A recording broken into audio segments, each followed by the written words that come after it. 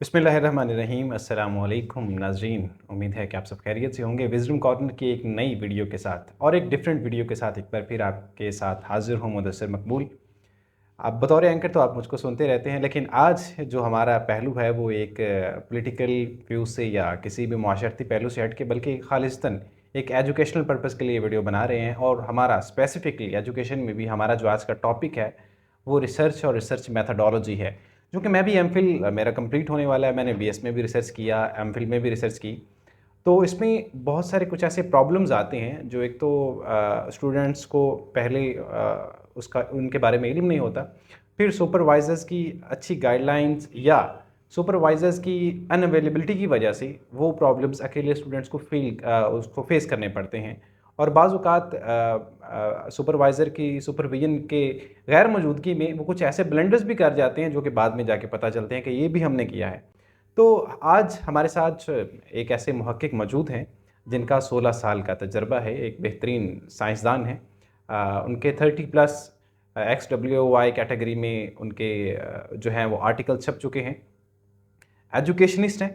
आपके सामने मौजूद हैं इस्लामिया यूनिवर्सिटी बहावलपुर के डिपार्टमेंट ऑफ एजुकेशन के associate professor professor doctor Asif Nadeem साहब। Sir, welcome to the show. Thank you.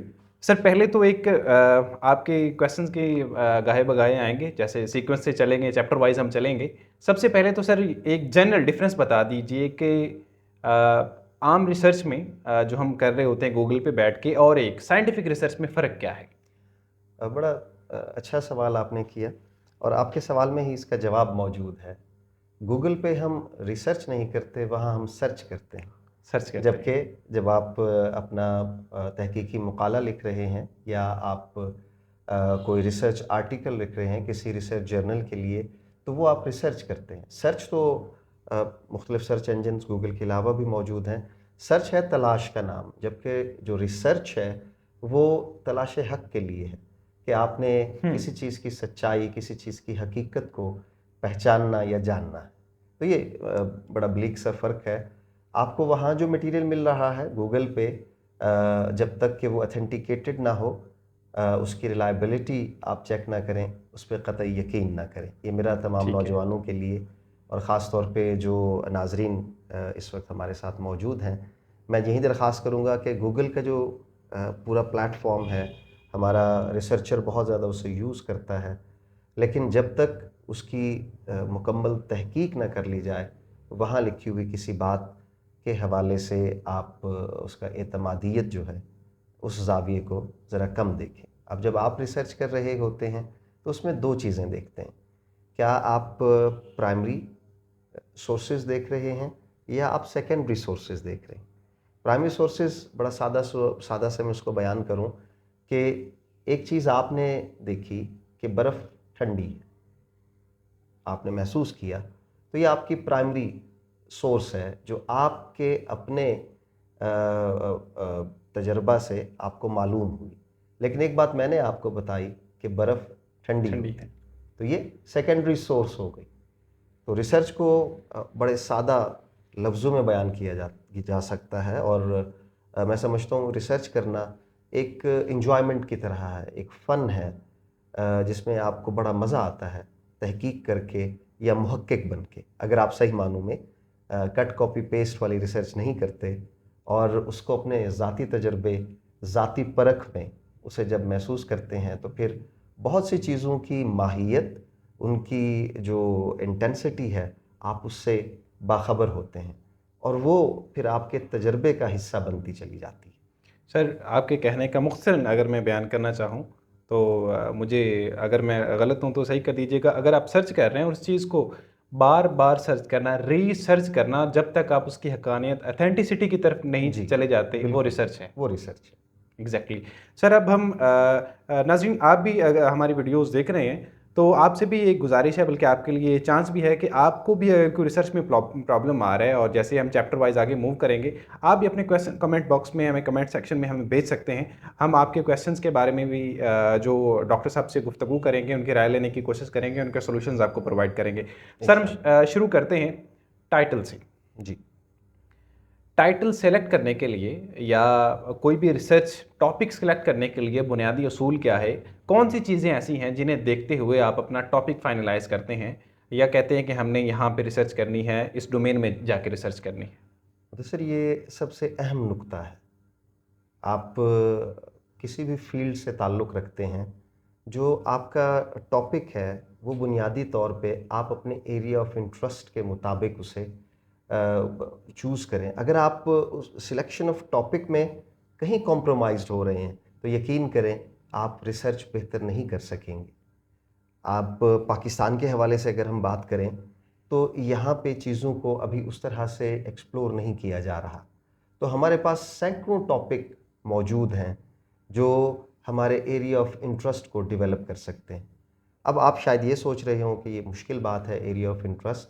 देखिए, आपका एरिया ऑफ इंटरेस्ट आपका सोशल, आपका जो कम्युनल सिस्टम है, आपके इर्द-गिर्द जो आपकी सोसाइटी है, आपकी कम्युनिटी है, वहाँ पे मौजूद इस वक्त जो मसाइल, मैं 20 साल पहले की बात नहीं कर रहा हूँ, आज जो आपका मसला मौजूद है, आप उस टॉपिक को सिलेक्ट करें और सोचते वक्त, टॉपिक सोचते वक्त ख़ास तौर पे ये जहन में रखें कि मेरा ये टॉपिक अगले 10 साल तक रिसर्चेबल हो। आप शायद मेरी बात को जी। फॉलो कर रहे हैं। जी, जी, बिल्कुल। रिसर्चेबल से क्या मुराद है? आप देखें, जब आप टॉपिक सेलेक्ट करते हैं तो उसमें मुख्तलिफ़ मुतग़य्यरात, मुख्तलिफ़ वेरिएबल्स आप सिलेक्ट करते हैं।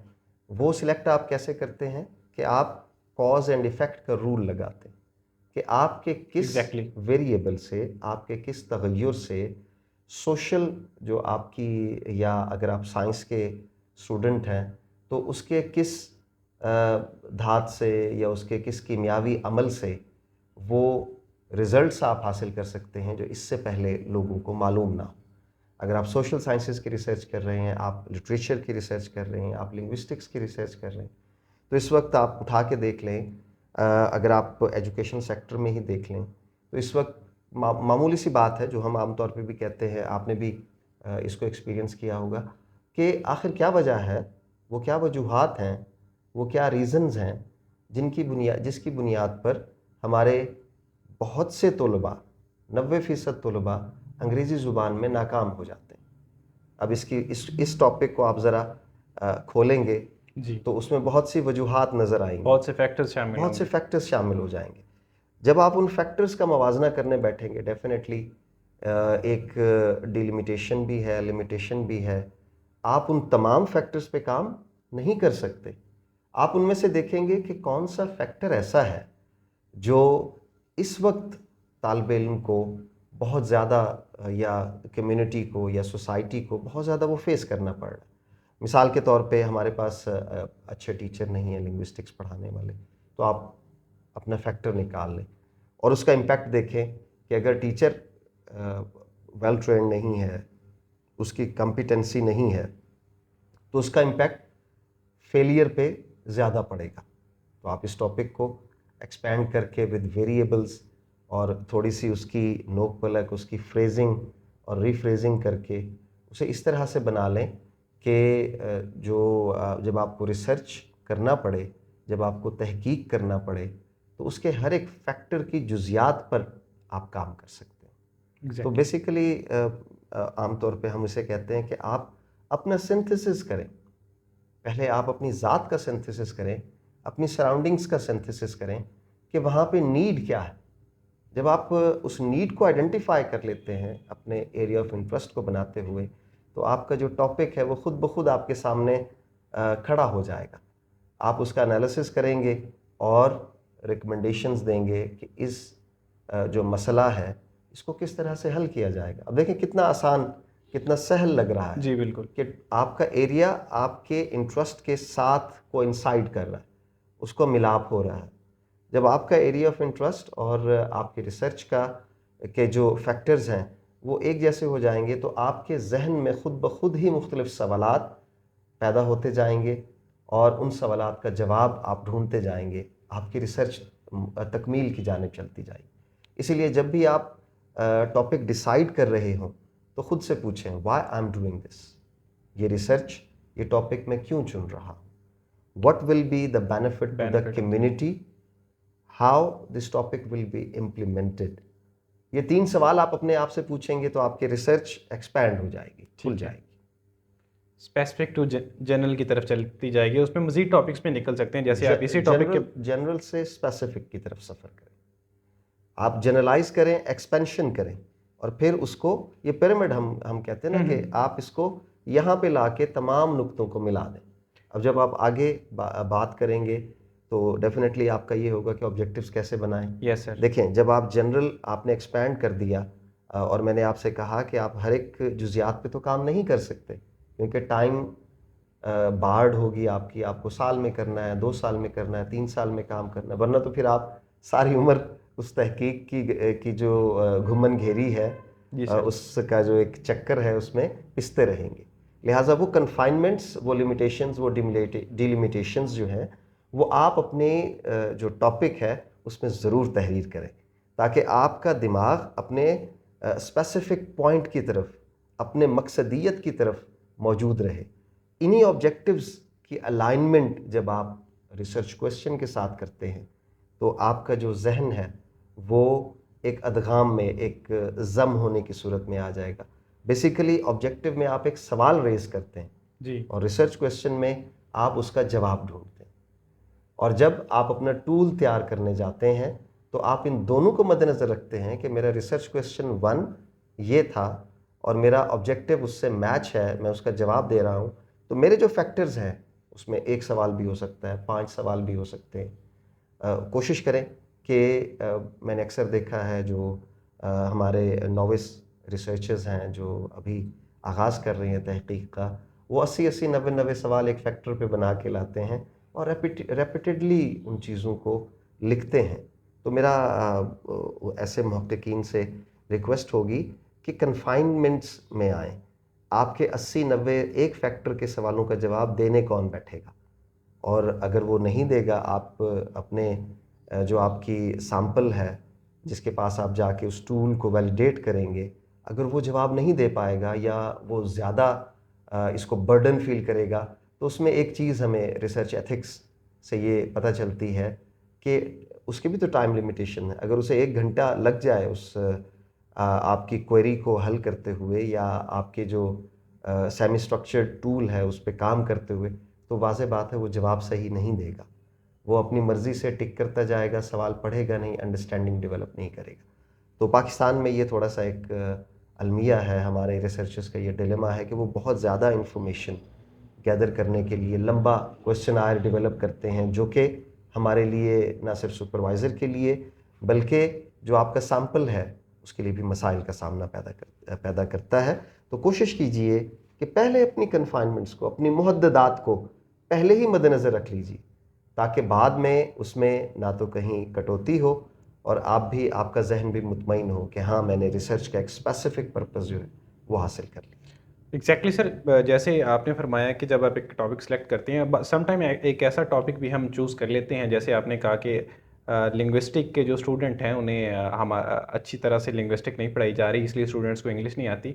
तो इसमें एक और रिसर्च क्वेश्चन भी निकल आता है, बल्कि एक और पूरा टॉपिक निकल आता है कि वो जो टीचर्स आए हैं वो किस बुनियाद पे भर्ती किए गए या उन्हें हायर किया गया, उन्हें उस वक्त क्या स्क्रूटनी अच्छी नहीं की गई। अब एक और उसमें से अभी एक और पर्सपेक्टिव पे एक आ और गए। पर्सपेक्टिव भी आ गया आपने अभी इसका। जो प्रॉब्लम है, एक और हाँ, इशू जो है वो तो निकाल इसके लिया उसमें ऊपर से। इसके ऊपर उसके एक ऊपर एक अलग और से रिसर्च हो सकती है। एग्जैक्टली। इसे हम आमतौर पे मुदस्सिर करते हैं कि जब आप अपना पावर एनालिसिस लिखते हैं at the end of the thesis. जी, पावर एनालिसिस थोड़ी सी डिफ़िकल्ट रिसर्च की टर्म है।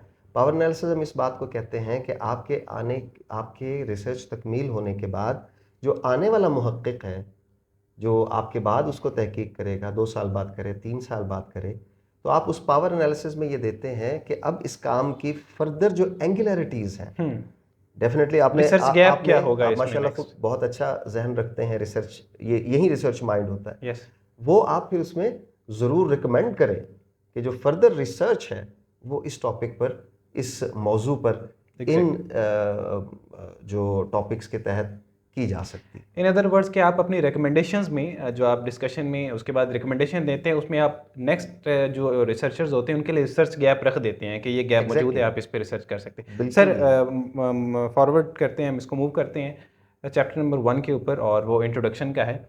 सर, इंट्रोडक्शन के बारे में एक ख़ास तौर पे स्टूडेंट्स को एक उलझाया जाता है कि इसमें आप साइटेशन ज़रूर दें। क्योंकि मैं अपने टॉपिक का इंट्रोडक्शन लिख रहा हूँ, तो क्या मुझे उसके लिए साइटेशन देना ज़रूरी है, या ये वेरी करेगा टॉपिक टू टॉपिक, या स्पीशी टू स्पीशी, या टाइटल टू टाइटल वेरी करेगा? क्या कोई या डिफरेंट स्टाइल जो है थीसिस राइटिंग के, उनमें वेरी करता है? क्या है इसमें, इसके बारे में बताइए। इंट्रोडक्शन को हम उर्दू में तारुफ कहते हैं। अगर मैं आपसे कहूँ कि आप अपना नाम बताएं, तो आप इसको साइट करने के लिए एक और आदमी साथ बिठाएंगे। साथ में नीचे लिख दूंगा नादरा। ये अच्छी बात है, ये आपने अच्छी बात की कि वहाँ से कंफर्मेशन कर ली जाए। असल में जो इंट्रोडक्शन है, बिल्कुल वो रिसर्च का इंट्रोडक्शन है। उसमें आप साइटेशन, अगर तो आप एम्फेटिक हैं, आपने कहीं कोई चीज़ डिक्लेयर करनी है, कहीं किसी सेंसस का हवाला देना है, कोई मरदमशुमारी हुई है, या इस किस्म की कोई बात जो आपके रिसर्च को वैलिडेट कर रही है, और आप समझते हैं, आप बड़ा डिक्लेरेटिव उसमें कह देते हैं कि the teaching linguistic teaching in Pakistan is not good, या the standard of teaching in Pakistan is not good. तो ये जेनेरिक सी बात। डेक्लेरेटिव सेंटेंस है। जी। एज अ रिसर्चर उसे आप फिर कहें कि the research is done before, इससे पहले जो रिसर्चेज हुई, कौन से सन में हुई, 1999 में हुई, 2001 में हुई, 2005 में हुई, उस सूरत में आप करें। या आप कहते हैं कि एक तहकीक ने यह साबित किया है कि पाकिस्तान के 85% ऑफ द टीचर जो लैंग्वेज पढ़ाते हैं वो अप टू लेवल नहीं है। तो क्योंकि आपने अभी रिसर्च शुरू नहीं की, आप तो सिर्फ तारुफ पेश कर रहे हैं, तो उसका हवाला आप दे सकते हैं। लेकिन उस सूरत में कि अगर आप उसकी कोई ज़रूरत महसूस हो, जब आप तारुफ लिखते हैं, इंट्रोडक्शन लिखते हैं अपने टॉपिक का, तो उसमें बेसिकली आप अपने टाइटल का, उसमें मौजूद वेरिएबल्स का, एक हैं, दो हैं, उनकी एक दूसरे पे डिपेंडेंसी, और किस तरह से एक जो आपका इंडिपेंडेंट वेरिएबल है और डिपेंडेंट वेरिएबल है, वो किस तरह से एक दूसरे के साथ उनका रिलेशन जो है वो बनता है, या आप कंपैरेटिव एनालिसिस कर रहे हैं, तो उनमें जो बाइफर्केशंस हैं, जो इख्तलाफात हैं, आप उस हवाले से उसमें डालिए, उसमें बात कीजिए, लेकिन अपने लफ्ज़ों में। उसके लिए आपको एहतियाज नहीं है कि आप किसी और की कही हुई बात को कहें कि वो ये कहता है मेरे टॉपिक के बारे में। यानी आपके नाम के बारे में मैं तो नहीं कहूँगा कि मुदस्सिर, मैं जानता हूँ ये मुदस्सिर का नाम है, तो आप ही बताएंगे मेरा नाम मुदस्सिर है जी। तो सिमिलरली आप जब अपने टॉपिक को डिफ़ाइन कर रहे हैं, आप अपने इंट्रोडक्शन को इन चीज़ों से मुज़य्यन करेंगे जो रिलेटेड हैं आपके टॉपिक से, या आप अपने टॉपिक का एक रेशनल डेवलप कर रहे हैं रीडर के जहन में, या दूसरे अपने सुपरवाइज़र के जहन में, या जो उसको इवेल्युएट करेगा उसके जहन में। तो वो डेफिनेटली चाहेगा कि आप कितना जानते हैं अपने टॉपिक को, उनके वेरिएबल्स को, और उन वेरिएबल्स को किस हद तक आप उनके जो स्टेटमेंट्स हैं उनको किस हद तक आप उन पर अबूर हासिल कर चुके हैं। तो उसमें आप कोशिश ये करें कि जो आपकी अगर वेरिएबल्स डिफ़ाइंड नहीं हैं, उन्हें डिफ़ाइन करें। आपने वो टॉपिक क्यों चुना, उसका रेशनल दीजिए, उसका बैकग्राउंड ऑफ योर स्टडी उसमें इंक्लूड कीजिए। आप उस इंट्रोडक्शन में ये बताइए कि आप किस तरह से अपनी रिसर्च को पाया तकमील तक पहुंचाएंगे, वो कौन कौन सी जुज़ियात होंगी जिनको मिलाकर आप बुनियादी तौर पे अपने जो थीसिस है उसे डेवलप कर पाएंगे, अपने मकाले को डिफेंड कर पाएंगे। तो ये एक सादा सी मैं आपकी उसी बात को इंडोर्स करूँगा, और जो सामीन इस वक्त मुझे सुन रहे हैं, मैं उनसे भी ये बात कहूँगा कि तारुफ अगर आपका है तो उसमें कम से कम साइटेशंस जहाँ ज़रूरत है वहाँ पे अवेलेबल की जाए, और अगर साइंटिफिक फैक्ट्स कोट कर रहे हैं तो आप उसमें कोटेशन, उसमें साइट आप करें, ठीक है। सर, अगला जो इसके बाद मेरे लिटरेचर रिव्यू का मेरे ख्याल में आता है, चैप्टर 2 आता है, चैप्टर 2 लिटरेचर रिव्यू का, रिव्यू ऑफ लिटरेचर। उसमें एक सर बहुत बड़ा जो इब्हाम है वो ये कि इसकी लेंथ जो है, ख़ास तौर पे चूँकि अब रिसर्च में मुझे नहीं समझ आती कि रिसर्च का लेंथ से क्या ताल्लुक़ है। हालांकि मैंने पीएचडी का थीसिस भी एक ऐसा पढ़ा है जिसके टोटल पेजेस 25 थे, इंक्लूडिंग रेफरेंसेस और इंट्रोडक्शन। बिल्कुल। तो यहाँ हमारे यहाँ बच्चों को ये उलझाया जाता है पेजेस का पेट भरने के लिए कि आपकी जो 15 से 20 पेजेस की इतनी लेंथ होनी चाहिए और कम से कम 50 से 60 आप इसके जो है References पेपर्स हो, जो हैं, रेफरेंसेस हो, references पेपर्स हो। उसका रिव्यू करें, उसके बाद लिटरेचर रिव्यू लिखें। तो सर साइंस क्या कहती है, एक मुहक्किक को क्या करना चाहिए इसके बारे में? बड़ा सादा इसको मैं बयान करूंगा क्योंकि इसमें अभाम बहुत ज़्यादा है।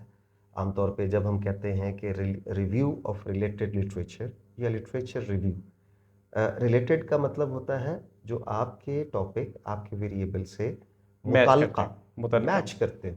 ठीक है। दूसरे मानों में ये कह सकते हैं कि आप जो काम करने जा रहे हैं उससे पहले हो रही रिसर्च, उससे अगर वो पहले रिसर्च हो गई है तो वो रिसर्च क्या कहती है। सम टाइम ये भी होता है, मैंने ऐसे भी टॉपिक्स पे काम करवाया जिस पे इससे पहले कोई रिसर्च नहीं हुई, यानी वो इनिशिएटिव ले रहे थे हम, तो उस सूरत में हम क्या करें। हम्म।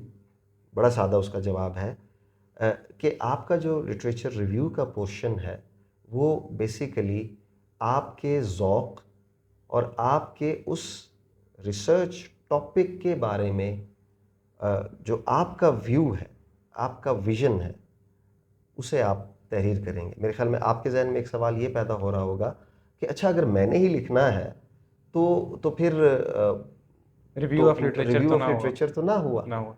मैं इसका जवाब यूं दूंगा कि आपने एक किताब पढ़ी है, कोई किताब पढ़ी है, ठीक है। पढ़ने के बाद जब उसे आप अपने बैक ऑफ द माइंड लेके जाते हैं तो आप मैं इसमें दो दो बातें, लिटरेचर से मेरा क्योंकि बहुत ज़्यादा ताल्लुक़ है कि सब्जेक्टिविटी और ऑब्जेक्टिविटी पे बड़ी बहस है जो जो हम आमतौर पे करते हैं कि एक शख्स ने, आपने भी किताब पढ़ी, मैंने भी किताब पढ़ी, आपका नुक्ता नज़र मेरे से मैच नहीं होगा, मेरा नुक्ता नज़र आपसे मैच नहीं होगा। तो इसका मतलब ये है कि जो भी हमने कंटेंट पढ़ा है, जो भी लिटरेचर हमने पढ़ा है, उसमें जो रीडर है उसका पर्सपेक्टिव मौजूद होगा। तो वो क्या होगा, लिटरेचर तब बनेगा जब आपका पर्सपेक्टिव, मैं इसे सादा लफ्ज़ों में यूँ कह दूँ कि आपका व्यू पॉइंट जब उसमें आएगा, तो उसके बाद आप ये कहेंगे कि आइडिया इससे पहले डिस्कस हो गया, लेकिन हो सकता है कि वो आइडिया यूरोप के लिए तो ठीक हो। वो लिटरेचर आपने किसी यूरोपियन से तो मिसाल के तौर पे लिया है, उसने उस पर तहकीक की है, लेकिन क्या वो एज़ इट इज़ पाकिस्तान में ठीक हो सकता है? बिल्कुल भी नहीं। यूरोप का अपना एजुकेशनल सिस्टम है, उनके उनके पास तहकीक के जो टूल्स हैं, वो साइंस के हों या वो हमारे हों, वो हमसे थोड़ा अपग्रेडेड है।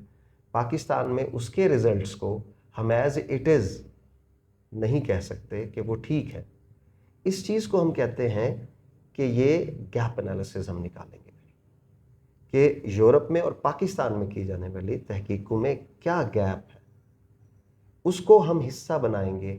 वो खा आप अपने लिटरेचर रिव्यू की डिस्कशन में लिखें या आप लिटरेचर रिव्यू के बिल्कुल आखिर में गैप एनालिसिस निकालें कि किस तरह से वहाँ पे की गई रिसर्च और यहाँ पे जो की गई तहकीक है उसमें कितना गैप मौजूद है। सर उससे गैप आपका जो एनालिसिस हम डिस्कशन में निकालते हैं, क्या लिटरेचर रिव्यू में गैप एनालिसिस निकाला जा सकता अगर है? आपने लिटरेचर रिव्यू में गैप एनालिसिस नहीं निकाला तो फिर आप किसी नतीजे पर नहीं पहुँच सकेंगे। कि आपने एक आर्टिकल उठाया, उसे पढ़ा, पढ़ने के बाद उसका गैप एनालिसिस ही आपने नहीं किया, तो फिर वो आर्टिकल जो आपने पढ़ा या वो जो तहकीक आपने पढ़ी, वो बेशक आप उसे कट कॉपी पेस्ट नहीं कर रहे, लेकिन मैं तो उसे फिर भी सरका कहूँगा, उसे चोरी कहूँगा, प्लेजराइज़ कहूँगा कि आपने मेरी रिसर्च उठाई और उसे अपने लफ्ज़ों में लिख दिया। तो आप उससे अपने लफ्ज़ों में नहीं लिखना, बल्कि उस आइडियोलॉजी को अपने रिसर्च टॉपिक से अपने वेरिएबल पे इम्प्लीमेंट करके उसका जवाब देना। सम टाइम ये भी हो सकेगा, मैं भी मोस्टली ये देखता हूँ कि आपने पूरा आर्टिकल पढ़ा और आखिर में आपको पता चला कि ये तो इसका हिस्सा ही नहीं बनता। तो मेन आप उसका एब्स्ट्रैक्ट पढ़िए। एब्स्ट्रैक्ट में उसमें जो आखिर में पोर्शन होता है, उसमें डिस्कस की जाती है फाइंडिंग्स को। Yes sir. अच्छा, वो फाइंडिंग्स आप कह सकते हैं कि ये फाइंडिंग्स हमारे यहाँ इनकी वाइबिलिटी जो है वो मौजूद नहीं है, हम इन्हें इंटरप्रेट नहीं कर सकते। तो तब तक वो मुकम्मल नहीं होगा जब तक आप गैप एनालिसिस नहीं निकालते। जो अच्छा राइटर है वो डिस्कोर्स एनालिसिस के साथ साथ गैप एनालिसिस को भी करेगा। जो काम आप जैसे कर रहे हैं, आप जिसका जिक्र कर रहे थे कि उसमें गैप एनालिसिस क्यों निकालें, फ़र्क आ जाता है ना कि आपने एक डिस्कोर्स लिया, एक किसी की तहकीक ली, उसका लिटरेचर लिया जिसमें उसने चीज़ें डिस्कस की, आपने उसका एनालिसिस किया, उसकी गुफ्तगू का, और उसे एज इट इज़ डाल दिया विदाउट फाइंडिंग द गैप, जो रिक्वायर्ड गैप था। तो वो आधी बात हुई और वो वहीं प्लेजराइज हो गया। उससे बेहतर था कट कॉपी पेस्ट डाल देते। सर दो मेरा कि एमएस कंप्लीट हो चुका है और मेरे लिए मैं कन्फेस करना चाहूँगा, मेरे लिए एक नया पहलू है कि आप रिव्यू ऑफ लिटरेचर में आप उसका एनालिसिस कर रहे हैं, गैप एनालिसिस कर रहे हैं। वरना हमें जो चीज़ सिखाई गई या हमें जो बताई गई या जो हमने सीखा वो यही था कि आपने एक अगर पेपर पढ़ा है, मैं मिसाल के साथ कोट कर देता हूँ और जो स्टूडेंट्स देख रहे हैं वो इसको वेरीफाई भी कर सकते हैं। अगर आप इसका कोई डिफरेंट मेथोडोलॉजीज अगर आप अपना रहे हैं इसके अलावा, तो वो भी आप मेंशन कर सकते हैं, हम उसको भी डिस्कस करने की कोशिश करेंगे। सर वो ये है कि आपने एक पेपर पढ़ा है, मिसाल के तौर पे एक टर्टल की हीमाटोलॉजी पे है, टर्टल के ब्लड पे है, नदीम एट ऑल ने पेपर लिखा है, उन्होंने फ्लांस ईयर में पेपर लिखा और टर्टल पे उन्होंने काम किया और उनकी फाइंडिंग्स ये थी, दैट्स ऑल, कि ये लिटरेचर रिव्यू मेरा एक उसका कंप्लीट हो गया। अब रिसर्चर का चूंकि क्रिएटिव होना चाहिए, वो रिसर्च कर रहा है, उस क्रिएटिविटी एक लाजमी आंसर है, लेकिन हमें ये उसमें महदूद किया गया कि आपने कॉपी करना है, उसका एक एक्सट्रैक्ट लेना है, उसी एब्स्ट्रैक्ट का एक एक्सट्रैक्ट लेना है और उसको पेस्ट कर देना है अपने लफ्ज़ों में, एंड दैट्स ऑल, उसको कोई एनालिसिस नहीं लिखना। मैं इसको पहले कह चुका हूँ, ये तो सरका हो गया ना, आपने वहीं से उठाया, वहीं का वहीं। आपकी उसमें इनपुट क्या थी? सर इसमें फिर एक और चीज़ भी है ये रिसेंटली। तो डिस्कोर्स एनालिसिस हो हाँ गया जी। ना, कि आपने एक चीज़ पढ़ी, उसको ज़रा सी तहरीफ करके, सिनोनिम्स बदल के या सेंटेंसेस को आगे पीछे करके, तो वो तो फिर वो डिस्कोर्स एनालिसिस तो हो जाएगा जी। लेकिन जब तक आप गैप नहीं निकालते, आपका लिटरेचर रिव्यू मुकम्मल नहीं होगा। गैप एनालिसिस बहुत ज़रूरी है। ठीक है। उस रिसेंटली डिस्कोर्स सर, एनालिसिस का गैप एनालिसिस ज़रूरी रिसेंटली हमें एक इशू पेश आया कि किसी ऐसे एनिमल पे रिसर्च करना था जिस पे पहले रिसर्च नहीं हुई थी। तो मेरे फेलो के वो हिस्से में टॉपिक आया, तो उसने कहा कि सर, उसने 2-4 दिन लिटरेचर रिव्यू करने के बाद आया, उसने कहा कि सर इस पे मैं नहीं कर सकता। क्यों नहीं कर सकते? इस पे पहले काम ही नहीं हुआ। है। मैं तो उसी उसका जिक्र तो अभी मैंने हाँ, किया। वो आपने वहीं से क्वेश्चन जी, किया आपने जी। कि इस पे पहले काम नहीं हुआ तो मैं इसका लिटरेचर रिव्यू कहाँ से लिखूंगा मैं?